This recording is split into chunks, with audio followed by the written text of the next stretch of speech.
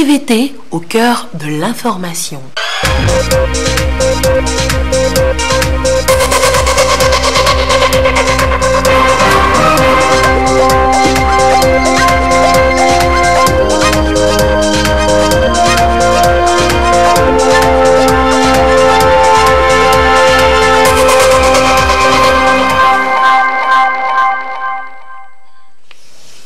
Bonsoir madame, bonsoir monsieur. Voici d'abord les titres de cette édition. La deuxième édition des journées Erasmus+, est lancée à Lomé, une rencontre d'échange interuniversitaire et de partage d'expériences. Elle est baptisée Semaine des études en Europe. La ministre du Désenclavement et des pistes rurales fait l'inventaire des pistes rurales de la région des Savanes. Cela s'inscrit dans une politique nationale d'intégration socio-économique des zones rurales. Le ministre a donc rencontré dimanche à Dapahan les autorités locales. Nous en parlerons dans ce journal. Et les lauréats du concours de création artistique des Nations Unies autour du monde que nous voulons en 2045 ont été primés lundi à Lomé. 70 candidatures ont été évaluées et sont récompensées 3 meilleures œuvres de 3 catégories que nous verrons également vers la fin de ce journal. Bonsoir de nouveau. Les députés togolais se forment sur les outils de contrôle de l'action gouvernementale en matière de finances publiques. Après avoir examiné avec le gouvernement les actions prioritaires à intégrer dans le budget 2020-2021, les élus du peuple se renforcent à avoir un œil plus pointu dans l'exécution de la loi des finances. La formation de 3 jours se tient avec l'appui de la Banque mondiale et de l'Union européenne. Augustin Kossi pour l'ouverture de la session. Les députés en formation pour mieux assumer leur mission de contrôle de l'action gouvernementale. La session est consacrée au contrôle de la gestion des finances publiques. Ils prennent connaissance des outils nécessaires devant leur permettre d'orienter et contrôler le budget de l'État. Une approche axée sur le rôle régalien du Parlement comme outil de la gouvernance démocratique. C'est un pouvoir très étendu qui s'étend donc à tous les domaines, y compris la gestion des finances publiques. Le présent atelier est organisé pour permettre aux honorables députés de maîtriser davantage les outils de contrôle de l'action gouvernementale. Nous allons passer en revue les procédures d'exécution de la loi de finances et dans sa partie comptable, c'est-à-dire le budget. Et nous verrons également comment exercer un contrôle sur l'exécution de ce budget à travers le projet de loi de règlement. Le contrôle parlementaire est très important dans la gestion des finances publiques en général, en termes d'amélioration de la transparence, mais aussi de la redevabilité des gouvernants par rapport aux actions publiques. Pour pouvoir mettre en œuvre des actions publiques qui permettent d'avoir un impact important sur la population, il faut qu'il y ait du contrôle en améliorant toute la chaîne de dépenses publiques.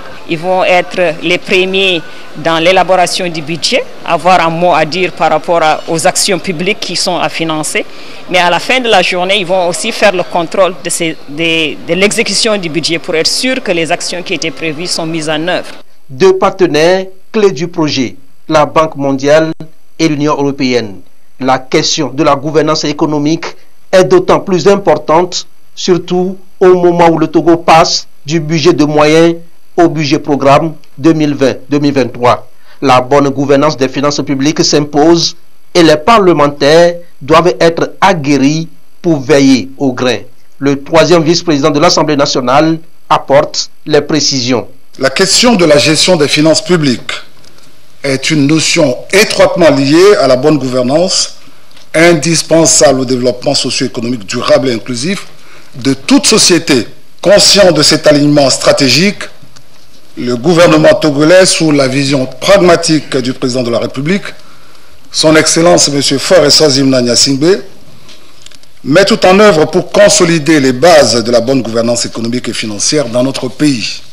Cette rencontre consacrée au contrôle parlementaire de la gestion des finances publiques nous permettra de revisiter l'une de nos grandes prérogatives constitutionnelles. Ce contrôle de l'action gouvernementale permet au Parlement d'affirmer son rôle en tant que défenseur des intérêts du peuple. Et dans ce sens, cet atelier témoigne de l'engagement de la représentation nationale en faveur de la consolidation de la bonne gouvernance économique et financière de notre chère patrie. Il constitue une nouvelle opportunité devant permettre aux députés de maîtriser davantage les outils et mécanismes de contrôle parlementaire de la gestion des finances publiques.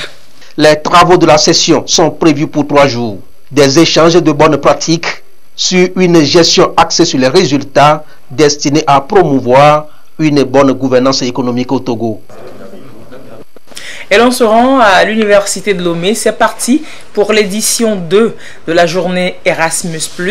Elle est baptisée cette année Semaine des études en Europe, une plateforme qui offre aux étudiants et aux enseignants de vivre des échanges interuniversitaires et aussi de puiser dans ces expériences pour exceller et construire leur pays. Marie-Ange Bida pour le compte-rendu du lancement officiel.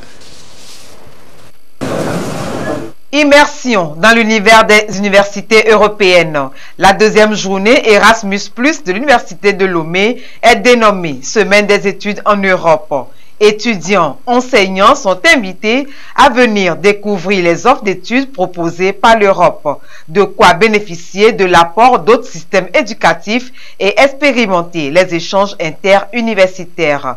L'âme Panamlais, étudiante en master, est un pur produit de ce partenariat. Nous devrions bénéficier d'une bourse de 5 mois. À la fin de tous les cours, nous avons eu des évaluations. Par la grâce de Dieu, nous avons pu aussi valider ce qu'on nous a demandé. Nous avons aussi eu des compétences que nous pourrions mettre à la disposition aussi de nos amis aussi qui sont à l'université. Modernité et excellence doivent désormais guider les actions des universités publiques du Togo. Le programme Erasmus+ est une opportunité qui crée de la valeur ajoutée aux bénéficiaires. Au total, jusqu'à aujourd'hui, Erasmus+ a permis à plus de 9 millions de personnes d'étudier, d'enseigner, de travailler en Europe pendant les 30 dernières années. Chaque année, c'est environ 1000 étudiants africains, subsahariens qui bénéficient des bourses pour étudier en Europe. Bourses, études, stages et coopération entre universités. Autant de possibilités à l'endroit du monde estudiantin. Il y a de quoi célébrer une relation bilatérale axée sur la qualité de l'enseignement. L'université de Lomé, pour sa part, fait sa part en professionnalisant ses filières de formation et sur fond de réformes audacieuses. Le gouvernement togolais, sous l'autorité de son Excellence, Monsieur le Président de la République, Monsieur Faure Gnassingbé, s'y engage, et ce, conformément à la déclaration de politique générale de Madame le Premier ministre. Notre partenariat ira de succès en succès. S'ouvrir à l'extérieur, il n'y a rien de mieux. La deuxième édition de la journée Erasmus+ est une porte ouverte sur l'avenir. Je me réjouis particulièrement de la possibilité qu'offre ce programme aux étudiants, aux stagiaires, au personnel et d'une manière générale aux jeunes de séjourner à l'étranger pour renforcer leurs compétences et accroître leur employabilité. Cette année 2020, 3 nouveaux accords de partenariat ont été signés avec l'Union européenne. Pour matérialiser cet acquis, 3 étoiles ont été fixées sur le mur du carrefour de l'Europe. Une visite des stands d'information des partenaires a mis un point final au lancement officiel de cette deuxième journée. Et l'on reste à l'université de Lomé pour parler de ces matériels informatiques et audiovisuels que l'institution a reçus pour renforcer sa plateforme numérique. C'est le PNUD qui accompagne ainsi l'université dans la préparation de la prochaine rentrée académique. Malgré donc le Covid-19, apprenants et enseignants peuvent s'attendre à un enseignement de meilleure qualité encore. Compte rendu de la réception des matériels ce matin à Lomé avec Abidé Gnassingbé. Derrière ces sauts se cache une même ambition.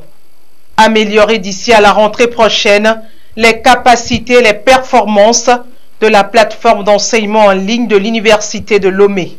Le but, permettre à tous les étudiants d'avoir accès à un enseignement de qualité.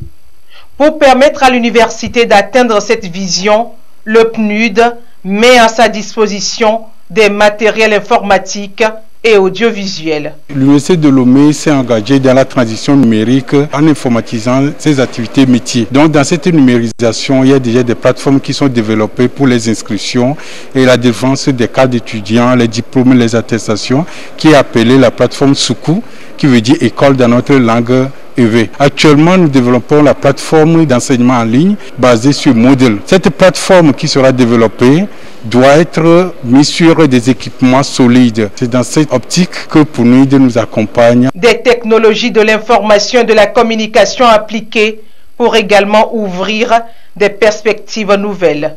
Les grands chantiers infrastructurels entrepris sur le campus de l'université offrent un meilleur environnement de travail et de plein épanouissement intellectuel de tous ou à tous pour une contribution substantielle au développement du pays. En effet, la transformation numérique fait partie intégrante du devenir de notre société, étant entendu que toutes les chaînes de valeur subiront tôt ou tard les effets de cette transformation. Hésiter donc à l'embrasser, c'est rester à la traîne par rapport à l'évolution.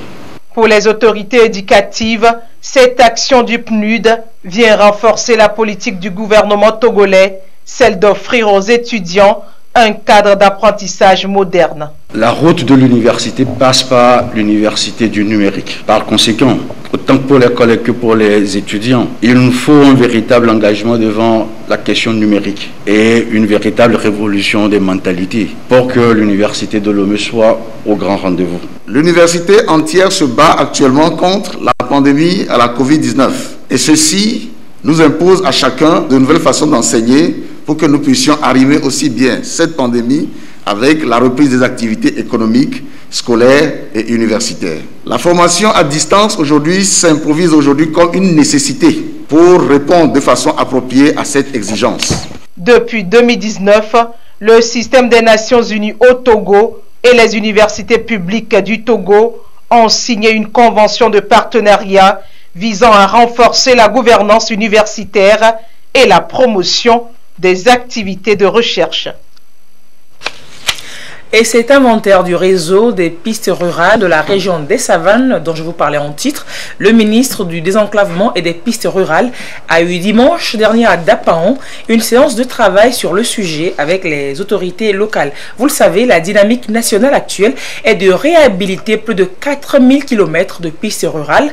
L'on veut améliorer la mobilité des personnes et des biens et faciliter aussi l'intégration socio-économique des zones rurales. Le point donc de la rencontre de Dapaon avec Chaznambaga. La région des Savanes. Le ministre du Désenclavement et des pistes rurales met ici en branle sa feuille de route en lien avec la vision du président de la République qui ambitionne de désenclaver le milieu rural pour accélérer son développement économique et social avec à la clé 4000 km de pistes rurales à construire. Premier acte de cet ambitieux programme, l'opération d'identification et d'inventaire des tronçons du réseau des pistes rurales dans chacune des 16 communes de la région des Savanes. À l'issue de cette opération, nous aurons sous la main d'abord les pistes qui sont répertoriées par ordre d'importance. Nous aurons parmi ces pistes une liste des urgences et ceci nous permettra de planifier nos interventions au titre des années à venir, c'est-à-dire à très court terme, à moyen terme et à long terme. Pour y parvenir, le ministre mise sur l'approche participative en mobilisant à la base les représentants des différentes collectivités territoriales de la région des Savanes. Nous avons un réseau des pistes rurales qui s'étend à près de 7000 km il y a déjà près de 20 ans. Aujourd'hui, le réseau s'est considérablement étendu à plus de 10 000 km de pistes rurales. Donc, il est normal que pour maîtriser son réseau, il faut revenir à la base pour refaire l'exercice d'identification, l'exercice d'inventaire. On ne peut le faire qu'avec les bénéficiaires. Les bénéficiaires représentés par les collectivités territoriales ont très bien apprécié la démarche du ministre. Le travail d'identification des pistes rurales n'est pas que l'apanage des seuls maires ou élus locaux, mais de l'ensemble de tous les acteurs de développement. La chefferie traditionnelle, les comités villageois de développement, tous les cadre. Toutes les organisations de développement des cantons doivent être consultées. Un travail consensuel doit être fait et priorisé. C'est à partir de critères objectifs que la priorisation doit être faite. Je voudrais d'abord remercier le ministre du désenclavement et des pistes rurales qui a bien voulu impliquer les populations à la base dans l'expression de leurs besoins en matière de pistes rurales. Et les pistes rurales vont participer au développement économique du pays comme le veut le PND. Pour ce qui nous revient en tant que lits locaux, c'est de faciliter ce travail. C'est de travailler d'une façon inclusive pour pouvoir remonter les données que le ministre a souhaité avoir avant d'entamer la phase technique pour faciliter le travail sur le terrain. Nous travaillons déjà avec les travaux publics et dans ce travail, il y a le cantonnage, l'entretien manuel des routes et des pistes. Et ça sert, quand vous avez ce désenclavement, ça permet la libre circulation des personnes et des biens, surtout des marchandises agricoles, et booster un peu l'économie locale. C'est inédit, c'est la première fois qu'au Togo, un ministère entier est consacré exclusivement à la problématique du désenclavement et de construction des pistes rurales. Ceci témoigne de la volonté du président de la République de faire des zones rurales des pôles de croissance socio-économique et d'intégration nationale. Dès la rentrée prochaine, les élèves du préscolaire et du primaire au Togo pourraient avoir des enseignements sur la gestion des risques de conflits, catastrophes et changements climatiques. L'Agence nationale de protection civile présente et explique un document guide aux enseignants. La NPC a rencontré déjà les responsables de l'éducation de la région centrale à Sokodé. Désiré Aloé nous en parle. Le changement climatique oblige l'homme à réorienter des comportements afin de mieux se protéger contre les aléas. Pour permettre une bonne gestion et éviter aussi les catastrophes, les élèves relèves de demain sont visés par la NPC, Agence nationale de protection civile. À Sokodé, inspecteurs et conseillers pédagogiques face à la NPC pour des échanges sur le guide de l'enseignant scolaire et préscolaire, document relatif à la réduction des risques de conflits, catastrophes et des changements climatiques à introduire dans les enseignements. Quand l'élève apprend, c'est beaucoup plus facile de pouvoir disséminer la notion de réduction des risques de catastrophes, de conflits, de changements climatiques dans les familles. C'est plus intéressant. Alors, donc, comme nous sommes en train de voir, si on commence dès le bas âge à intégrer cette notion de réduction des risques de catastrophes dans le cursus scolaire déjà, ce serait beaucoup plus facile lorsque ces enfants deviendront plus tard des adultes de mieux assimiler ces nouvelles donnes. Le document est subdivisé en deux parties avec des thèmes précis à développer aux élèves. La première partie parle exclusivement donc des différentes définitions, des différentes thématiques qui sont utilisés dans la réduction des risques de conflits, de catastrophes, de changements climatiques, à savoir qu'est-ce que c'est que la prévention, ainsi de suite, le lexique, disons, utilisé. Et la deuxième partie maintenant, tout un cheminement qui est dans le manuel pour que l'enseignant puisse le suivre afin de mieux dispenser la notion de réduction des risques de catastrophes et de changements climatiques. Par rapport à la présentation du guide, nous trouvons cela très important pour pouvoir aussi conduire nos enfants, nos élèves surtout dès le bas âge, depuis le préscolaire, pour qu'ils s'imbibent et qu'ils sachent comment réduire ces risques, comment se comporter. Le changement climatique est réel. L'action de l'homme sur l'environnement reste la cause principale avec des conséquences graves. Il est urgent alors de recadrer les populations, surtout la relève de demain, à prendre conscience en adoptant des comportements responsables pour préserver l'environnement. Le Togo forme depuis lundi les acteurs impliqués dans le commerce illicite des espèces sauvages. C'est pour mieux faire respecter la CITES. C'est une convention adoptée en 1975 et qui vise à protéger plus de 35 000 espèces d'animaux et de plantes, pour la plupart menacées d'extinction. Carmen Madjia Kakpo nous donne plus de détails sur la formation. L'exploitation illégale et le commerce illicite des espèces de faune et flore sauvages est l'un des principaux facteurs de perte de la biodiversité. Depuis 1973, plusieurs pays, dont le Togo, se sont lancés dans cette lutte en adoptant la convention CITES à Washington, aux États-Unis. Cette convention a pour objectif de garantir le commerce international des espèces. Pour une mise en œuvre efficace des clauses du CITES au Togo, des policiers, gendarmes, forestiers et douaniers, entre autres, reçoivent les meilleurs outils pour lutter efficacement contre le trafic illicite des espèces de la faune et de la flore sauvage. La Convention voudrait que les espèces sauvages soient protégées. Et pour les protéger, il faut les connaître. Il faut connaître aussi leur état de conservation. Il faut que les acteurs qui sont chargés de la mise en œuvre de cette convention puissent mieux la maîtriser, connaître toutes les dispositions possibles et savoir les types d'espèces que la convention voudrait vraiment protéger. Les espèces notamment qui sont menacées d'extinction.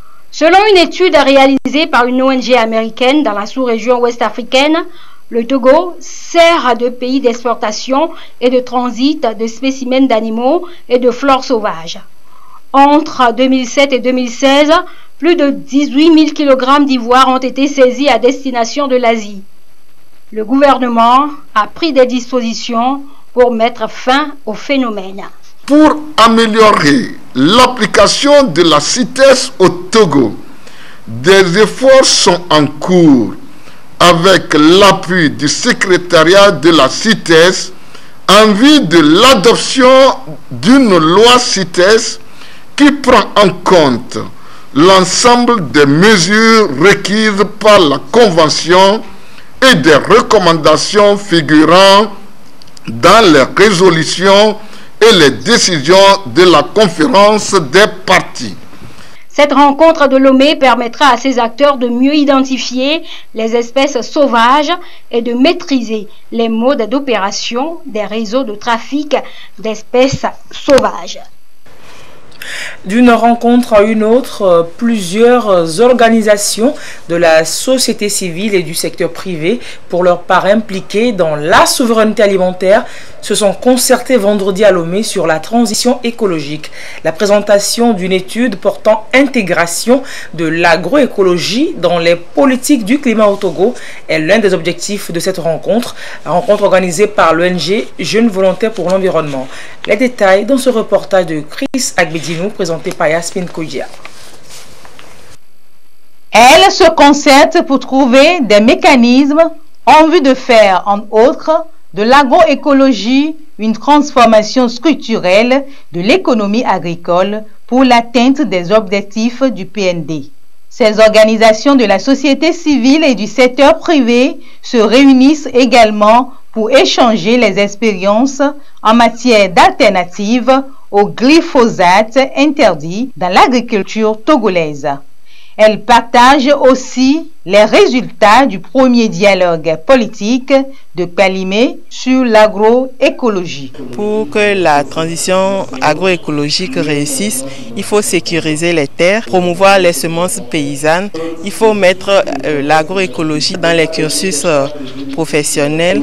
C'est entre autres recommandations. Donc cet atelier est organisé aujourd'hui pour discuter un peu plus en profondeur et discuter également sur la stratégie de promotion de la filière biologique au Togo. L'autre enjeu de cette rencontre est la validation des résultats d'une étude portant intégration de l'agroécologie dans les politiques du climat au Togo. Nous avons notamment mis l'accent sur les documents de politique dans le secteur de l'agriculture, les documents de politique pour la lutte contre le changement climatique, notamment la contribution nationale déterminée du Togo, le plan national d'adaptation au changement climatique et les autres processus qui sont actuellement en cours.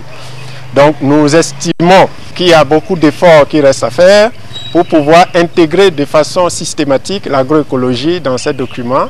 Et nous avons aussi pensé qu'il faut changer la norme de qualité au Togo et commencer par sensibiliser pour montrer aux acteurs que les produits agroécologiques doivent désormais faire partie de la référence en matière de qualité. Une transition agroécologique réussie selon ces acteurs, soutenue par le gouvernement togolais, conduira à la sécurité alimentaire, à de meilleures conditions de vie, à une meilleure nutrition et à un meilleur niveau de vie des populations. Et justement, le dossier de ce journal porte sur la transition des systèmes alimentaires sécurisés au Togo grâce à l'agroécologie. Le Togo, vous le savez, est le premier exportateur ouest-africain de produits bio vers l'Europe. Le pays a fait de l'agriculture biologique et agroécologique son cheval de bataille depuis quelques années, le fruit d'une franche collaboration entre le monde agricole et le gouvernement togolais à travers plusieurs mesures incitatives. Le but étant d'assurer aux populations une alimentation de qualité. Tentons donc vers un système alimentaire plus sécurisé grâce à l'agroécologie. Dossier Chris Agbidinou, Yasmine Kodja. Voici des produits transformés, certifiés bio et issus de l'agriculture togolaise. Déjà pour cette année, on parle de 50 000 hectares de terres certifiées bio dans le compte de 60 structures pour près de 30 000 tonnes de produits en attente d'exportation. Inéluctablement, le Togo s'est tourné vers une transition agroécologique prônée par des acteurs de la société civile, mais pas seulement.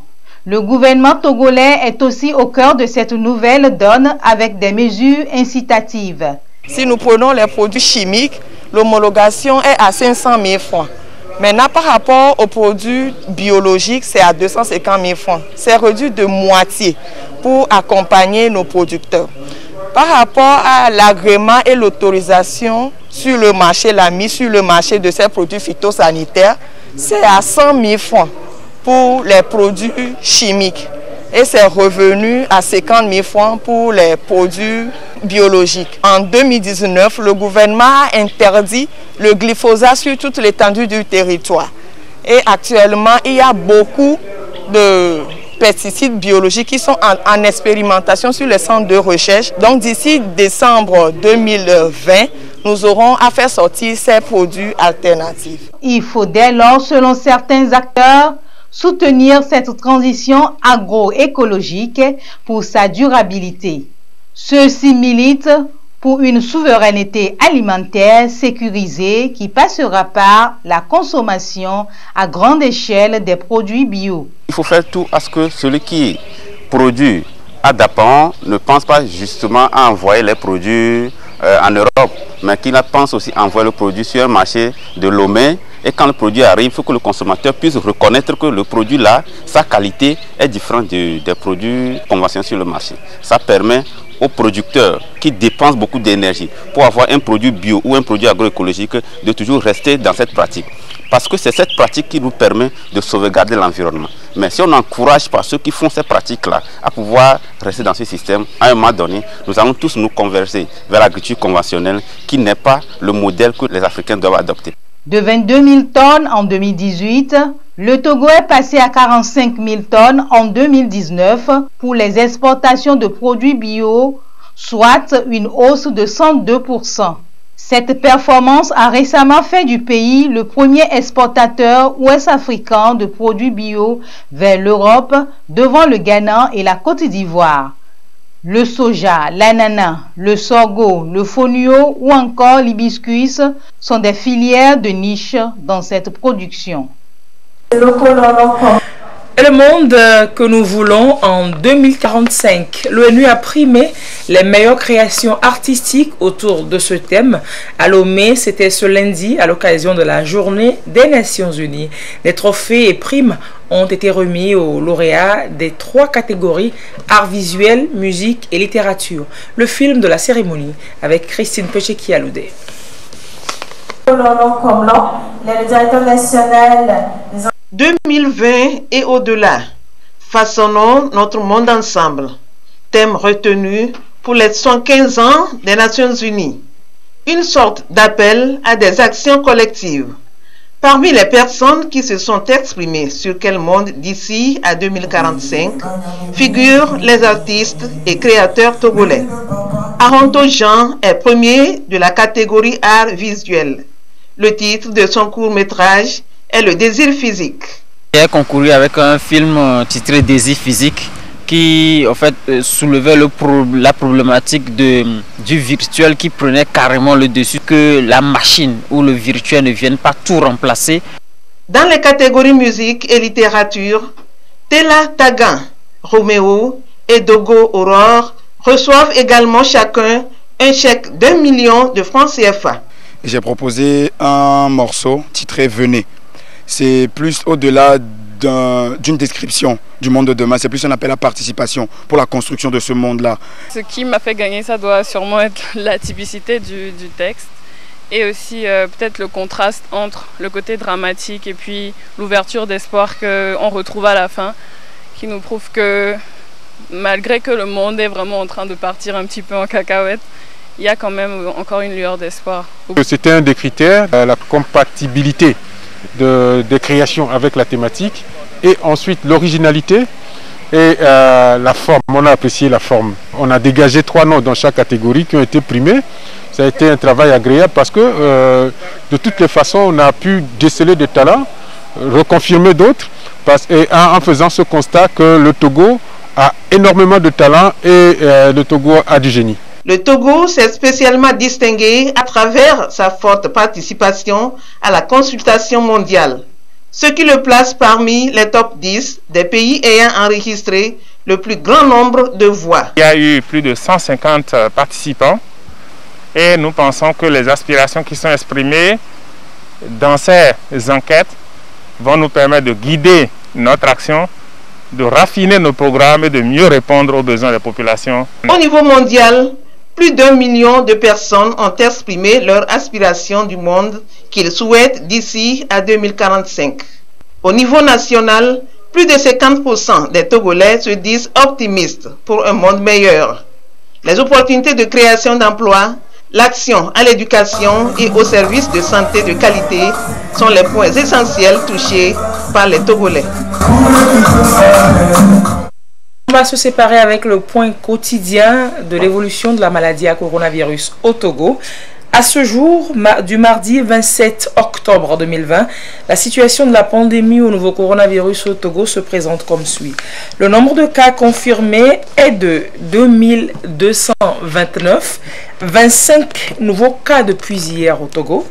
Le nombre de personnes guéries est de 1612, 4 nouveaux guéris depuis hier.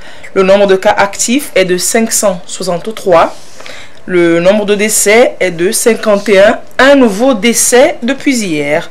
Le communiqué est signé donc ce 27 octobre 2020 du ministre de la Santé, de l'Hygiène publique et de l'Accès universel aux soins, professeur Moustapha Mijiewa. Merci donc d'avoir suivi cette édition. Restez sur la télévision togolaise pour la suite de ces programmes. Bonne soirée chez vous.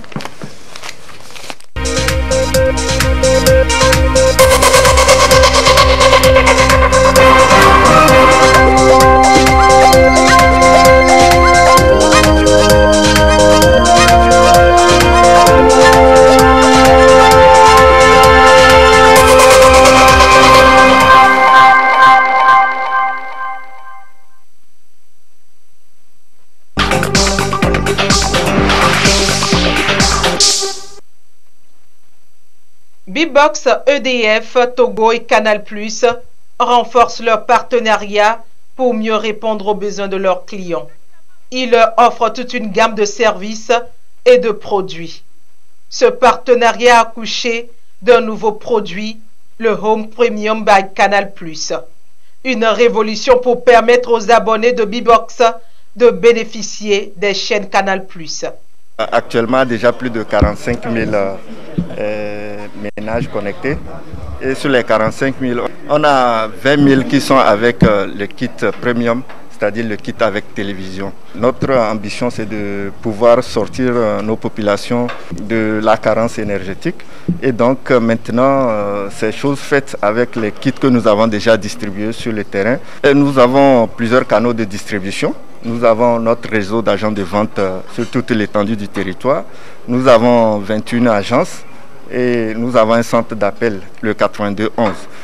Home Premium by Canal Plus est un tout. Un package qui comporte un kit solaire pour l'électricité, un poste téléviseur écran plasma de 24 pouces, de 5 lampes, d'une radio, d'une torche et des bouquets Canal+. Il s'agit de 160 chaînes proposées à travers ce partenariat et ces chaînes sont exclusives et proposées uniquement dans ce kit. Ces chaînes répondront aux demandes et besoins du foyer, des ménages. Il y aura des chaînes de sport, d'information, de divertissement et également des chaînes jeunesse pour que tout le monde puisse être satisfait par ce partenariat. Canal+ Togo entend rendre accessible des contenus de qualité à toutes les populations électrifiées. Bbox EDF Togo fabrique, distribue et finance des systèmes solaires décentralisés dans les pays en développement, le Togo notamment. Canal+ aujourd'hui est un acteur de la télévision payante, donc leader au niveau de l'Afrique en termes de programmes télévisés qui sont diffusés à travers nos bouquets. Nous avons des acteurs parallèles au niveau du marché, donc qui interviennent notamment sur l'électrification, donc notamment avec Bbox et EDF. Nous considérons l'accès à l'énergie comme le premier niveau et le but c'est toujours d'offrir un peu plus au-dessus de l'énergie. Donc avec ce partenariat, il y a une opportunité pour Bbox EDF d'offrir une opportunité en termes de formation, en termes d'éducation, en termes de divertissement pour toutes nos populations et pour toute notre clientèle. Les milieux ruraux sont les premiers bénéficiaires de ce partenariat. Bbox EDF Togo et Canal+ assurent leur abonnement au système à travers le paiement mobile.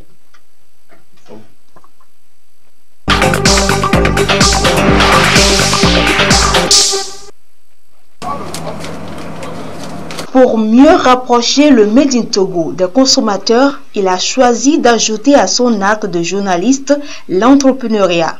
Germain Pouli, directeur du journal Togo Réveil, valorise davantage et intensifie la promotion de la consommation des biens et services locaux. Nous sommes une boutique, mais pas seulement une boutique. Nous sommes en réalité une plateforme de promotion et de distribution. Dans ce kiosque de produits 100% Made in Togo, vous y trouverez du tchouk, du chocolat, du jus de fruits, du piment, des produits vestimentaires conçus et fabriqués par les stylistes locaux entre autres. À travers cette initiative, le promoteur veut susciter l'envie et l'intérêt des populations dans la consommation des produits locaux. Et pour que ces produits soient accessibles aux moyens des Togolais, il faut qu'il y ait une consommation. On ne produit pas pour un marché qui n'existe pas. Donc il faut que le peu qui est produit, que nous consommons cela, pour qu'on puisse accroître la production et que le prix puisse baisser. Mais après aussi, il faut lancer un appel au gouvernement qui a le devoir aussi d'apporter des subventions. C'est vrai que le gouvernement fait beaucoup à travers le ministère de l'Agriculture, à travers les différents programmes, projets, fonds du ministère du Développement à la base. Mais on a encore besoin que l'État injecte de l'argent pour soutenir les producteurs. On sent une volonté politique affichée, donc on espère que ce ministère pourra rapidement déployer ces stratégies et accompagner ce grand mouvement au profit des producteurs et de la consommation locale. Dans le but d'accompagner, d'encourager les producteurs et d'assurer la visibilité des produits togolais, nous utilisons nos relations dans la presse pour pouvoir assurer une visibilité aux produits togolais gratuitement. Et nous avons des partenariats avec des médias. Cette publicité-là va rendre les produits plus visibles, plus connus. Et là, on va espérer vendre. Et donc la plateforme, au-delà donc des médias qui vont faire la publicité, comportera une dizaine de boutiques. Là, c'est la première boutique. Nous allons mettre en place 5 boutiques à Lomé. Ce mois de consommer local lancé par le gouvernement est ainsi salué. Le ministère a mis en place une cellule de réflexion qui est en train d'élaborer une politique de promotion de la consommation locale. Et donc, dès que ce travail sera fait, je pense que les grands axes qui seront définis par le ministère, nous allons pouvoir nous fixer sur 1 ou 2 axes. Nous sommes en plein mois du consommé local. C'est une bonne initiative et malgré quelques petites faiblesses de l'organisation, l'initiative est à saluer et nous nous inscrivons dans cette célébration comme plusieurs autres Togolais qui ont compris que nous devons créer la richesse chez nous en consommant ce que nous produisons pour que l'argent reste au Togo. Faire de la consommation locale un appui confortable pour l'économie nationale est l'ambition du Togo. Une ambition partagée par les producteurs et transformateurs locaux qui misent surtout sur la qualité. Maintenant que nous avons la chance d'avoir une génération de producteurs assez courageux, qui malgré les difficultés font preuve d'innovation et mettent sur le marché un certain nombre de produits. C'est un devoir pour nous de les accompagner. Et nous, ce que nous savons faire, c'est l'information, c'est la communication, c'est la publicité. Nous voulons juste mettre ça au service des producteurs. Mais c'est un devoir pour tous les Togolais. Celui qui vient acheter, lui aussi il contribue. Même celui qui vient apprécier aussi il contribue parce qu'il encourage le producteur, rien qu'en le félicitant pour la qualité de ce qui a été fait.